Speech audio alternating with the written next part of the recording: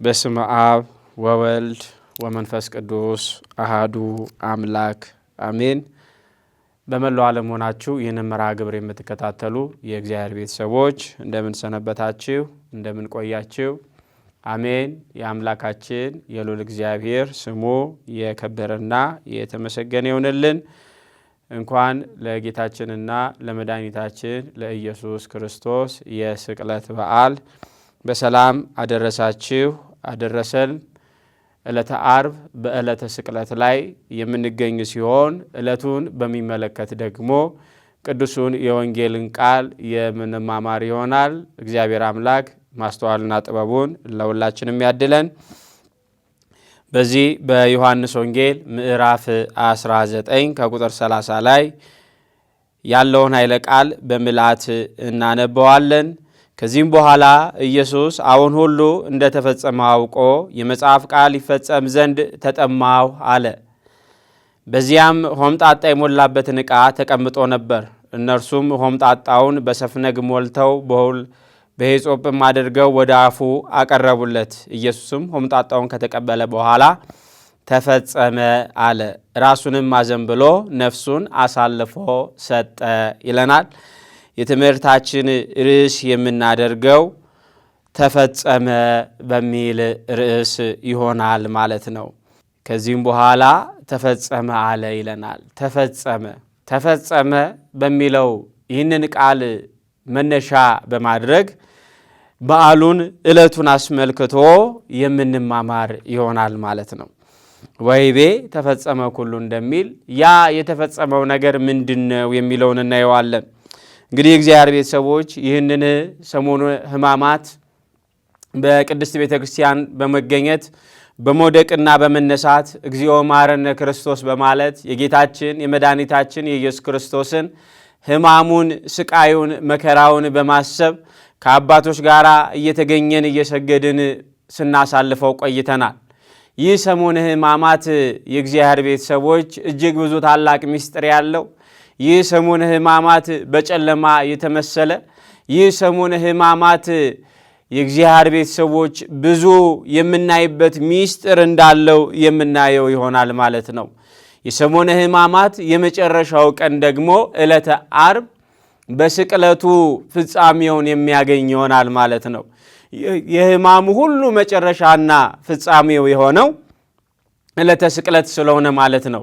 የጌታችን የመድኃኒታችን የኢየሱስ ክርስቶስ ሕማሙ እያሰብን በመስቀል ላይ ስለኔና ስለናንተ ብሎ ሕይወቱን አሳልፎ ቤዛ አድርጎ የሰጠባትን ያችን ጊዜና ያችን ቅጽበት እያስተዋልን በአይነ ህሊናችን ስለን ወደዛ ወደ ቀራንዮ በዛ ወዳለው ቦታ ራሳችንን ወስደን ያንን እያየን ወየውልኝ እያልን ስለ ኃጢአታችንና ስለ በደላችን የተቆረሰውን ስጋውን የፈሰሰውን ደሙን እያሰብን ይህንን ሰሞነ ሕማማት እናስበዋለን ማለት ነው የእግዚአብሔር ቤተሰቦች። ስለዚህም በዛ በመስቀል ላይ ሆኖ የተነገረውን ቃል ልናስተውለው ያስፈልጋል። ተፈጸመ አለ። ይህንን ቃል ራሱ ጌታችን መድኃኒታችን ኢየሱስ ክርስቶስ ተናግሮታል። የተናገረው ደግሞ በቀራንዮ በዛ በራስ ቅል በተሰኘ ስፍራ ላይ የእግዚአብሔር ቤተሰቦች በአምስቱ ችንካሮች በመስቀል ላይ ተቸንክሮ ሳዶር፣ አላዶር፣ ዳናት፣ አዴራ በሚባሉ ችንካሮች ተቸንክሮ 13ቱን ሕማማተ መስቀል ተቀብሎ በመስቀል ላይ በሚያጣጥርባት በዛች በዕለተ ቀትር በ6 ሰዓት እየተናገረው እንደሆነ እናያለን ማለት ነው። የእግዚአብሔር ቤተሰቦች በቀትር ስለ ዓለሙ ሁሉ ዓለሙ ይድን ዘንድ ዓለሙ ጠፍቶ እንዳይቀር ጌታችን አምላካችን መድኃኒታችን ኢየሱስ ክርስቶስ የሕማም ሰው ሆኖ ወደዚህ ዓለም መጣ። የእግዚአብሔር ቤተሰቦች በመስቀሉ ላይ የምሕረትን ቃል ተናገረ። የእግዚአብሔር ቤተሰቦች የዛ በመስቀሉ ላይ በዛ የምሕረትን ቃል ያንን ሁሉ መከራ ላደረሱበት ሰዎች በዛ በሐሰት ፍርድ ሐናና ቀያፋ ፍርደ ገምድል ሆነው እያንገላቱ የሚገረፍ ሰው በማይሰቀልበት የሚሰቀል ሰው በማይገረፍበት በዛ ሕጋቸውን ጥሰውና አዲስ ሕግ መስርተው አዲስ ስርዓት አዲስ የጭካኔ መጠንና ልክ አውጥተው የእግዚአብሔር ቤተሰቦች ለምጻሙን ያነጻውን ድሆችን የመገበውን የተራቡትን ያበላው ለነዛ ለምስኪኖች መጠጊያ ለሌላቸው መጠጊያ ሆኖ ሰው ሆኖ ለመጣላቸው ያንን ጌታችን አምላካችን መድኃኒታችን ኢየሱስ ክርስቶስን በሐሰት ፍርድ ሰቀሉት ይለናል። ዕለተ ዓርብ ይህንን የምናይበት ነው። ነገር ግን እስራኤላውያን በሙሉ በዕለተ ሆሳዕና ሆ ብለው መድኃኒት መባል ይገባዋል እንዳላሉ በዕለተ ዓርብ ደግሞ ሁሉም ይሰቀል ብለው ተነሱ። የጌታችን የመድኃኒታችን ኢየሱስ ክርስቶስን ሕማሙን ስናስበው የእግዚአብሔር ቤተሰቦች እነዛ ሁሉ ተነሱ ይለናል። 5000 የገበያ ሕዝብ የመገባቸው ሆ ብሎ ተነሱበት። ይህ ብቻም አይደለም። ሕማሙን የከፋ የሚያደርገው ደግሞ ከእጁ በረከትን ይበላ የነበረው ያ የጠበቀው ያ ከ12 ሐዋርያት ምስጢር ሳያጎልበት ሲንከባከበው የነበረው ይሁዳ በእርሱ ላይ ተነሳበት። በወዳጅ መከዳት ምን ያህል ያማል! እግዚአብሔር ቤተሰቦች ወዳጁ ያበላው ያጎረሰው ይሁዳም ደግሞ ተነሳበት።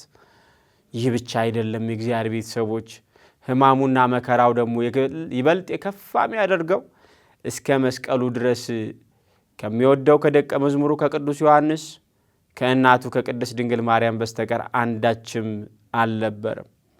ከእጁ በረከትን የበሉ በሙሉ ጥለውት ሸሽተው ነበር። ሐዋርያቱም ተበትነው ነበር። ስለዚህ በዚህ ሁሉ መከራ ውስጥ ነበር የነበረው ጌታችን አምላካችን መድኃኒታችን ኢየሱስ ክርስቶስ። በዚህ ሁሉ መከራ ውስጥ፣ በዚህ ሁሉ መከዳት ውስጥ፣ በዚህ ሁሉ ብቸኝነት ውስጥ ነበረ። የእግዚአብሔር ቤተሰቦች በዚህ ሁሉ ሆኖ ግን በመስቀል ላይ ሆኖ አባት ሆይ የሚሰሩትን አያውቁምና ይቅር በላቸው አለ። በመስቀሉ ላይ ሆኖ የምሕረትን ቃል ተናገረ። አባት ሆይ ይለናል በዚህ በሉቃስ ወንጌል ምዕራፍ 23 ከቁጥር 34 አባት ሆይ የሚያደርጉትን አያውቁምና ይቅር በላቸው ብሎ የምሕረት ቃልን ተናገረ። የምሕረት ቃል ከጌታችን ከመድኃኒታችን ከኢየሱስ ክርስቶስ መጣ። በሕማሙ ወቅት የሆነ ነው። በመስቀል ላይ የሆነ ነው። ሌላኛው የእግዚአብሔር ቤተሰቦች በዚሁ በመስቀል ላይ የድህነትን ቃል ሲናገር እናየዋለን። የድህነትን ቃል እውነት እልሃለሁ ዛሬ ከኔ ጋር በገነት ትኖራለህ ብሎ በሉቃስ ወንጌል ምዕራፍ 23 ከቁጥር 43 ላይ ሲናገር እናየዋለን። በመስቀሉ ላይ የድህነትን ቃል ተናገረ።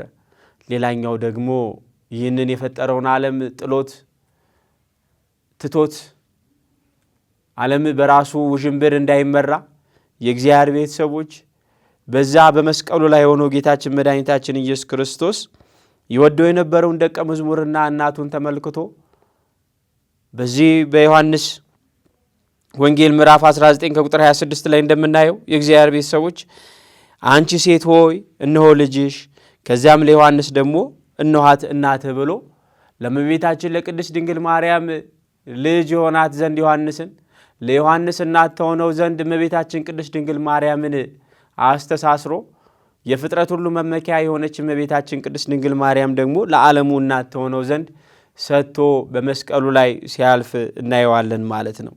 ሌላኛው የሰውነት ሕማምን ቃል እናየዋለን። ተጠማሁ አለ ጌታችን መድኃኒታችን ኢየሱስ ክርስቶስ በመስቀሉ ላይ ተጠማሁ ብሎ እንደዚሁ እንደተናገረ በኋላም ላይ የመተው ጩኸት እንደ ጮኸ ይህም ደግሞ ኤሎሄ ኤሎሄ ላማ ሰበቅታኒ አምላኬ አምላኬ ለምን ተወኝ ብሎ በታላቅ ድምፅ እንደተናገረ በታላቅ ድምፅ እንደ ጮኸ አይተን ሌላኛውና ስድስተኛው ደግሞ የፍጻሜ ቃል ያለበትን ተፈጸመ ብሎ ራሱን ዘንበል ሲያደርግ እናየዋለን ማለት ነው። ተፈጸመ ብሎ ራሱን ዘንበል አደረገ። ታላቅ ኃይለ ቃል ተናገረ። ከዚህም ጋር አመልሶ አባት ሆይ ነፍሴን አደራ እሰጣለሁ አለ ይለናል። እንግዲህ ተፈጸመ አለ። አስተውሎ የእግዚአብሔር ቤተሰቦች የምንማማርበት የትምህርታችን ርዕስ ተፈጸመ የሚለው ነው። ይህ ቃል በመስቀል ላይ ከተነገሩት 7ቱ ቃላት መካከል አንዱ እንደሆነ የምንመለከተው ሲሆን በመስቀል ላይ ሆኖ ተፈጸመ ብሎ በብሉይ ኪዳን በነቢያት የተነገረው ትንቢት የተመሰለው ምሳሌ የተቆጠረው ሱባኤ እንደዛ መፈጸማቸውን የሚነግረን ይሆናል ማለት ነው። ስለዚህም ጌታችን መድኃኒታችን ኢየሱስ ክርስቶስ እነዛ በብሉይ ኪዳን የነበረው ሁሉ ተፈጸመ ይለናል። ተፈጸመ ይለናል። በዚህ በመጽሐፍ ቅዱስ ላይ ጌታችን መድኃኒታችን ኢየሱስ ክርስቶስ 2 ጊዜ ነው ተፈጸመ ብሎ የተናገረው። አንዱ የእግዚአብሔር ቤተሰቦች አባት ሆይ ነፍሴን በእጅ ሰጣለሁ ካለ በኋላ ተፈጸመ ካለ በኋላ የእግዚአብሔር ቤተሰቦች በዚህ በሌላኛው ቦታ ደግሞ በዮሐንስ ወንጌል ምዕራፍ 17 ከቁጥር 4 ላይ አባት ሆይ ላደርግ የሰጠኸኝን ሥራ ፈጽሜ በምድር አከበርኩህ ብሎ ሲናገር እናየዋለን ማለት ነው። ተፈጸመ ሲል በምድር ላይ ሊያደርግ ያሰበውን በምድር ላይ ሊፈጽመው ያሰበውን ፈጽሞ ከዛም በኋላ ተፈጸመ እንዳለ የምናይ ይሆናል። የዕለተ ዓርቡ ግን ተፈጸመ የሚለው የእግዚአብሔር ቤተሰቦች በዛ በመስቀል ላይ ሆኖ ተፈጸመ ያለውን ስናስተብለው ከዚህም በኋላ ይላል ኢየሱስ አሁን ሁሉ እንደተፈጸመ አውቆ ይላል። ሁሉ እንደተፈጸመ አውቆ ይላል። ሁሉ እንደተፈጸመ አውቆ ሲል መነሻ አድርገን የምናየው በነቢያት ስለኔ የተነገረው ትንቢት ይላል። በነቢያት ስለ እርሱ የተነገረው ትንቢት ተፈጸመ። በነቢያት ምን ተብሎ ተነግሮ ነበር የሚለውን ወደ ኋላ ሄደን ልናየው ያስፈልገናል። አስቀድሞ የእግዚአብሔር ቤተሰቦች በመጽሐፍ ቅዱሳችን እንደምንመለከተው እግዚአብሔር አምላክ ሰማይና ምድርን ከፈጠረ በኋላ በኦሪት ዘፍጥረት እስከ ምዕራፍ 3 ድረስ ያለውን ስናይ እግዚአብሔር አምላክ ስነ ፍጥረትን እንደፈጠረ የፍጥረታት ልደት የሆነውን እናይና ከኦሪት ዘፍጥረት 3 በኋላ ግን የሰው ልጆች ውድቀትን የምናገኝበት ይሆናል። የሰው ልጅ ከወደቀ በኋላ በኃጢአት ውስጥ ከገባ በኋላ ባህሪው ከጎሰቀለ በኋላ ወደዚች ምድር ከመጣ በኋላ ያ የወደቀውን አዳምን እንዳልተወው ያ የወደቀውን አዳም ቃል ኪዳን እንደገባለት ኪዳን ከገባለት በኋላ ያ ኪዳኑን ገብቶለት የዘመኑ ፍጻሜ በደረሰ ጊዜ ግን ከመቤታችን ከቅድስት ድንግል ማርያም ተወልዶ ዓለምን እንዳዳነ የተነገሩ ትንቢቶች የተፈጸሙበት እንደሆነ እናያለን ማለት ነው። ያ የዓለሙን ኃጢአት የሚያስወግደው የእግዚአብሔር በግ ተብሎ የተጠራው ጌታችን አምላካችን መድኃኒታችን ኢየሱስ ክርስቶስ ዓለሙ በኃጢአት ወድቆ ነበርና በአዳም ኃጢአት ምክንያት ረክሶ ነበርና ያንን ኃጢአት የሚያስወግድ ያስፈልግ ነበር። ስለዚህ ጌታችን አምላካችን መድኃኒታችን ኢየሱስ ክርስቶስ ፍጹም ሰው ፍጹም አምላክ ሆኖ ወደዚህ ዓለም መጣ። ኃጢአቱን ያስተሰሪ ዘንድ ኃጢአቱን ይቅር ይለን ዘንድ ያቺ የረከሰችውን በአዳም በደልና ኃጢአት የቆሸሸችውን ምድር ያጥባትና ያነጻት ዘንድ በደሙ ይቀድሳት ዘንድ ወደዚህ ዓለም መምጣት ነበረበት። ስለዚህ በዛ የተነገሩ ትንቢቶች ይፈጸሙ ዘንድ ይለናል። ይፈጸሙ ዘንድ ስለዚህም በነቢያት ትንቢት ተነግሮ ነበረ። ነቢያት የምንላቸው አበይት ነቢያት አሉ፣ ደቂቀ ነቢያት አሉ። እንደገና ደግሞ አበው ነቢያት ተብለው የተቀመጡ ትንቢትን የተናገሩ ስለ ጌታችን ስለ መድኃኒታችን ስለ ኢየሱስ ክርስቶስ አስቀድሞ በትንቢት እንደተነገረ ብርሃንና ጽድቅን ላክልን የተባለ አቤቱ ከዚህ ከጨለማ አውጣን ብለው እንደጮሁ ነቢያት የነዛን ሁሉ ኃጢአት የሚያስወግድ ብርሃን ሆኖ የሚመራቸው መንገድ ሆኖ የሚያሻግራቸው ያ አስቀድሞ የተነገረው ትንቢት መፈጸሙን አየለናል። ነቢየ እግዚአብሔር ዳዊት አስቀድሞ እነሆ በኤፍራታ ሰማነው በዱር ውስጥም አገኘነው እንዳለ ከዛም በኋላ ደግሞ በስፋት ስለ ሕማሙ የተናገረው እንደዚሁም እግዚአብሔር ንጉሥ ወቱም ቅድመ ዓለም ወገብረ መድኃኒት በማይከለ ምድር ተብሎ እንደተነገረ እግዚአብሔር ከዓለም አስቀድሞ ንጉሥ ነው፣ በማይከለ ምድር በቀራንዮ መድኃኒትን አደረገ ተብሎ በመዝሙር 74 ከቁጥር 12 ላይ እንደተነገረ ለታመመው ዓለም መድኃኒት ሆኖ እንደሚመጣ ነቢያት በብዙ ትንቢት የተናገሩት ያ የትንቢቱ ቃል መፈጸሙን አየለናል። ስለዚህ የተነገረው ትንቢት ተፈጸመ። እነ ነቢየ እግዚአብሔር ኢሳይያስ ለዓለሙ ሁሉ የሚሆን ምልክትን እሰጣቸዋለሁ ተብሎ እንደተነገረ ድንግል በድንግልና እንደምትጸንስ እንደምትወልድ የሰላም አለቃ ድንቅ መካር ኃያል ተብሎ ያ የተነገረለት ጌታችን አምላካችን መድኃኒታችን ኢየሱስ ክርስቶስ እርሱ ምሳሌው ትንቢቱ መፈጸሙን የምናይበት ይሆናል ማለት ነው። ስለዚህ በነቢያት ስለ እኔ የተነገረው ትንቢት ተፈጸመ ሲል እንደሆነ እናየዋለን። በትንቢተ ኢሳይያስ ምዕራፍ 53 ከቁጥር 5 ላይ እንደዚህ ይለናል። እርሱ ግን ስለ መተላለፋችን ቆሰለ፣ ስለ በደላችን ደቀቀ፣ የደህንነታችንም ተግሣጽ በእርሱ ላይ ነበረ፣ በእርሱ ቁስል እኛ ተፈወስናል። በእርሱ ቁስል፣ በጌታችን በመድኃኒታችን በእርሱ ቁስል እኛ ተፈወስናል። ስለዚህ ጌታችን መድኃኒታችን ኢየሱስ ክርስቶስ በዛ በመስቀል ላይ ሆኖ ያ የአዳም የተስፋው ቃል ያ የአዳም ድነት መፈጸሙን አይቶ ሁሉ ተፈጸመ ሲል እናየዋለን ማለት ነው። የቀረ ነገር እንደሌለ ከዚህም በኋላ ኢየሱስ አሁን ሁሉ እንደተፈጸመ አውቆ ይላል። ሁሉ እንደተፈጸመ አውቆ ይላል። ፈሪሳውያን ማድረግ ያለባቸውን ጭካኔ ሁሉ አደረጉ። የሮማውያን ወታደሮች ክንዳቸው እስኪዝል ድረስ እየተፈራረቁ ገረፉ። 6666 ጅራፍን ገረፉት። አክሊለ ሦክን አደረጉለት። ሆምጣጤን አጠጡት። በ5 ችንካር ቸነከሩት። ከሊጦስጥራ እስከ ቀራንዮ መስቀሉን አሸክመው እያዳፉ ወሰዱት። የእግዚአብሔር ቤተሰቦች የሕማም ሰው ሆነ ብሎ ነቢዩ እስኪናገር ድረስ ወዙና ደሙ እስኪቀላቀል ድረስ ጌታችን መድኃኒታችን ኢየሱስ ክርስቶስ ያንን ሁሉ መከራ ተቀበለ ይለናል። ያንን ሁሉ መከራ በመስቀል ላይ ያንን ሁሉ መከራ ተቀበለ። ያ አስቀድሞ በነቢያት የተነገረው ሁሉ ተፈጸመ ይለናል። ስለዚህ የነቢያት ትንቢታቸው ተፈጸመ። ሌላኛው የእግዚአብሔር ቤተሰቦች በመስቀል ላይ የሆነው ጌታችን መድኃኒታችን ኢየሱስ ክርስቶስ ተፈጸመ አለ። ተፈጸመ ያለው ምንድነው? ምሳሌው ተፈጸመ። የተመሰለው ምሳሌ በብሉይ ኪዳን በብዙ ህብረ ብሬ የተመሰሉ ምሳሌዎች ነበሩ። እነዚህም እንደተፈጸሙ አየ ይለናል። የእግዚአብሔር ቤተሰቦች በዕለተ ዓርብ ከተፈጸመው የማዳን ሥራ መካከል አንዱ በመስቀሉ የተፈጸመው ሥጋውን የቆረሰው ደሙን ያፈሰሰው እንደሆነ ልናስተውሎ ያስፈልገናል። ይህ ሲሆን ግን የተመሰሉ ምሳሌዎች ነበሩ። ጌታችን አምላካችን መድኃኒታችን ኢየሱስ ክርስቶስ በመስቀል ላይ ያደረገው ያ የማዳን ሥራ አስቀድሞ በምሳሌ የተቀመጠ ነበር። ጌታችን አምላካችን መድኃኒታችን ኢየሱስ ክርስቶስ በመስቀል ላይ ራሱን መስዋዕት አድርጎ አቀረበ። ልብ በሉ፣ ጌታችን መድኃኒታችን ኢየሱስ ክርስቶስ በመስቀል ላይ መስዋዕት አድርጎ ራሱን አቀረበ። ራሱን ያማረና የተወደደ መስዋዕት አድርጎ ካቀረበ በኋላ ራሱ መስዋዕት ተቀባይ ሆነ። ራሱ ደግሞ እንደገና የእግዚአብሔር ቤተሰቦች መስዋዕት አቅራቢ፣ መስዋዕት ተቀባይ ሆኖ ለሰው ልጆች ድነት በመስቀል ላይ ያደረገውን እናያለን ማለት ነው። ከሰማይ የወረደው እንጀራ አማናዊ ዘላለማዊ ሕይወት የምናገኝበት እርሱ እንደሆነ የተመሰለው ምሳሌው የተፈጸመበት እንደሆነ እናየዋለን። ይህንንም ደግሞ ወደ ኋላ ሄደን ስናየው መስዋዕተ መልከ ጼዴቅን የሚያሳየን ይሆናል ማለት ነው። መስዋዕተ መልከ ጼዴቅን እናያለን ከተመሰሉት ምሳሌዎች መካከል አንዱ ማለት ነው። በዚህ በኦሪት ዘፍጥረት ምዕራፍ 14 ከቁጥር 18 ላይ የምናገኘው ታሪክ አለ።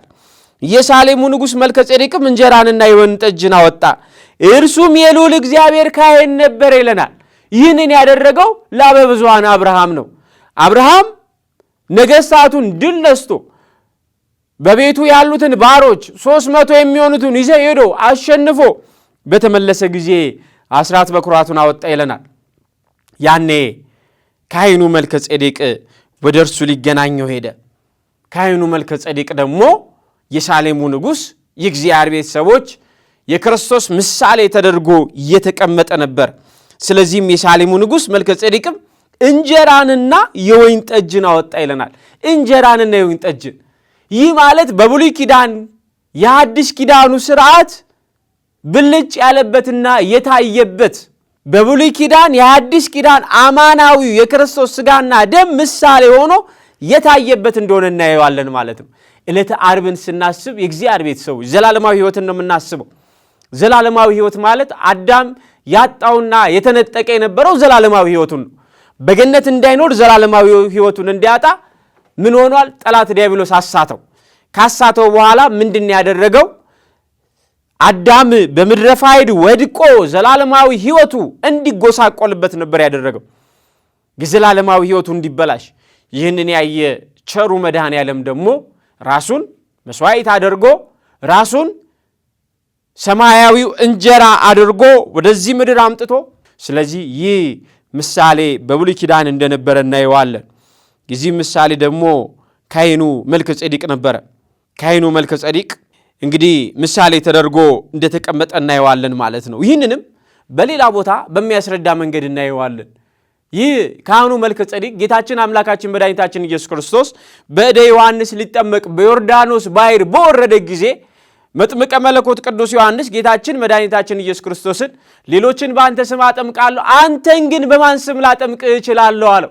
በማን ስም ላጠምቅህ እችላለሁ? ምን ብዬስ ላጠምቅህ እችላለሁ ብሎ ጥያቄን ባቀረበለት ጊዜ እንደዚህ ይለናል። የእግዚአብሔር ቤተሰቦች የምናገኘው ታሪክ እንደዚህ ይለናል። እነሆ ጌታችን መድኃኒታችን ኢየሱስ ክርስቶስ ዮሐንስን እንዲህ አለው፣ እነሆ የዓለምን ኃጢአት የሚያስወግድ የእግዚአብሔር በግ፣ ብርሃንን የሚገልጥ የብሩክ ልጅ ሆይ ይቅር በለን። አንተ እንደ መልከ ጼዴቅ ክህነት ለዓለም ካህኑ ነህ ብለህ አጥምቀኝ አለው ይለናል። ምሳሌ ሆኖ የተቀመጠ ነው ካህኑ መልከ ጼዴቅ። ካህኑ መልከ ጼዴቅ ደግሞ በወይንና በስንዴ እንጀራን ያስታኩት እንደነበረ፣ ቁርባንን ለእግዚአብሔር ያቀርብ እንደነበረ፣ መስዋዕትን ይሰዋ እንደነበረ የምናየው ይሆናል። ይህ መስዋዕት ነው እንግዲህ ምሳሌ ተደርጎ የተቀመጠው። ይህ ምሳሌ አማናዊ ፍጻሜውን አገኘ። ስለዚህ ተፈጸመ አለ ጌታችን መድኃኒታችን ኢየሱስ ክርስቶስ። ያ የብሉይ ኪዳኑ ምሳሌ ተፈጸመ አለ። ሌላኛው ምሳሌ ምንድን ነው? የእግዚአብሔር ቤተሰቦች የፋሲካው በግ ነው። የፋሲካው የእስራኤል የፋሲካውን በዓል እዚህ ጋር የምናገኘው ይሆናል። እግዚአብሔር አምላክ ሙሴን መስፍን አሮንን ደግሞ ካህን አድርጎ እስራኤልን ከጸናችው ከፈርዖን እጅ በብርቱ ክንዱ ካላቀቀ በኋላ የእግዚአብሔር ቤተሰቦች በሚያላቅቅበት በዛን ጊዜና ሰዓት ላይ ያ ከባርነት የሚወጡባትን ጊዜና ሰዓት ፋሲካ አድርገው እንዲያከብሩት የፋሲካውን በግ ጠቦቱን እያረዱ መቃውን እየገቡ ደሙን አጥንቱን ሲያሰብሩ ቶሎ ቶሎ እንዲበሉት የመቃው ደም የተነካበትን ሞተ በኩር ሳይጎበኝ እንደሚያልፍና ከእስራኤላውያን ምንም አይነት መቅሰፍት ሳያገኛቸው ዘጸአት ሆኖላቸው የእግዚአብሔር ቤተሰቦች ከግብፅ ምድር እንደሚወጡ እግዚአብሔር አምላክ የነገራቸውና ያ የተፈጸመበት እስራኤላውያንም ከግብፅ ባርነት የወጡበትን ያንን ዕለት ፋሲካ ብለው እንዲያከብሩት በመጽሐፍ ቅዱስ ተቀምጦ ነበረ። ይሄ ነው ምሳሌው።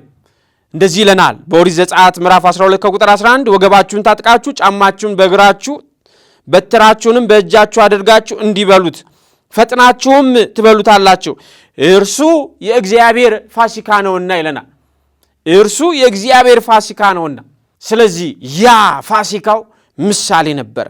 ስለዚህም አዳም ያንን የሞት ባሕር እንደተሻገረ ምሳሌ ሆኖ የተቀመጠ ነው። የእግዚአብሔር ቤተሰቦች እስራኤላውያን ባሕረ ኤርትራን ተሻግረዋል። እስራኤላውያን ከባርነት ወጥተዋል። ስለዚህ አዳምም ከዲያብሎስ ባርነት ነፃ የወጣበት የዕዳ ደብዳቤው የተደመሰሰበት የጥል ግድግዳ የፈረሰበት ሰባቱ መስተጻርራን አንድ የሆኑበት ስለሆነ የእግዚአብሔር ቤተሰቦች ይህ የተመሰለው ምሳሌ የምናይበት ይሆናል ማለት ነው። ይህ ምሳሌ ተፈጸመ ይለናል። ትንቢቱ ተፈጸመ፣ ምሳሌው ተፈጸመ። ይህ ሁሉ ታሪክና ምሳሌ አስቀድሞ በብሉይ ኪዳን የነበረው አማናዊው የጌታችን የመድኃኒታችን ኢየሱስ ክርስቶስ የማዳኑ ሥራ እስኪገለጥ ስለነበር ይህ ተፈጸመ። ሌላኛውና የመጨረሻው የእግዚአብሔር ቤተሰቦች የተቆጠረው ሱባኤ ተፈጸመ። ነቢያት አበው እንዲሁም ነገሥታት የእግዚአብሔር ቤተሰቦች ሱባኤውን ይዘው ነበር። ጌታችን አምላካችን መድኃኒታችን ኢየሱስ ክርስቶስ ይመጣል፣ ይወርዳል፣ ይወለዳል፣ ዓለሙን ያድነዋል ብለው ሱባኤ ይዘው ነበር፣ ከአዳም አባታችን ጀምሮ ማለት ነው። ስለዚህ ይህ በአበው በነቢያት የተገባው ሱባኤ ተፈጸመ፣ ያ የገቡት ሱባኤ። ስለዚህም የእግዚአብሔር ቤተሰቦች ይህ ሁሉ ነገር እንደሆነ አይቶ ጌታችን አምላካችን መድኃኒታችን ኢየሱስ ክርስቶስ ከዚህም በኋላ ኢየሱስ አሁን ሁሉ እንደተፈጸመ አውቆ በመጽሐፍ ቃል ይፈጸም ዘንድ ተጠማሁ አለ ይለናል።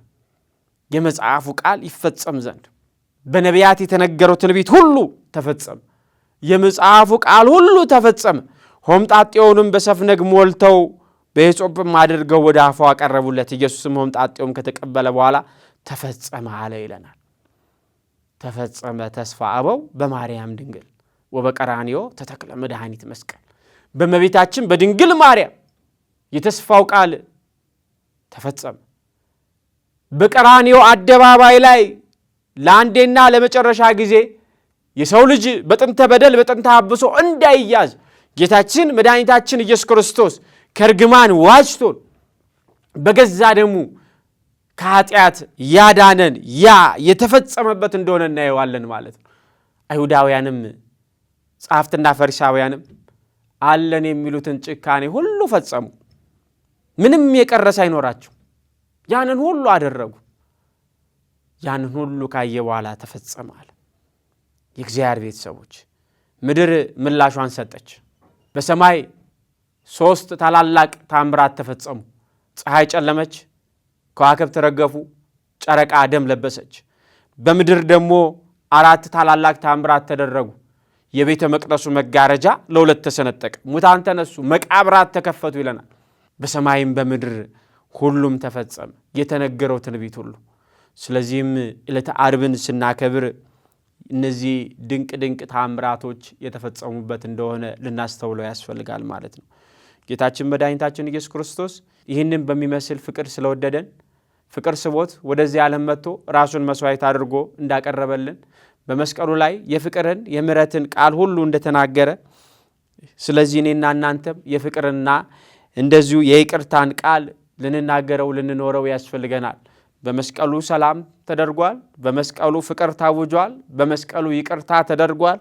እኔና እናንተም በፍቅር በሰላም በይቅርታ በመግባባት እንኖር ዘንድ አምላካችን ልዑል እግዚአብሔር ይርዳን። በዓሉን የሰላም የበረከት የፍቅር ያደርግልን።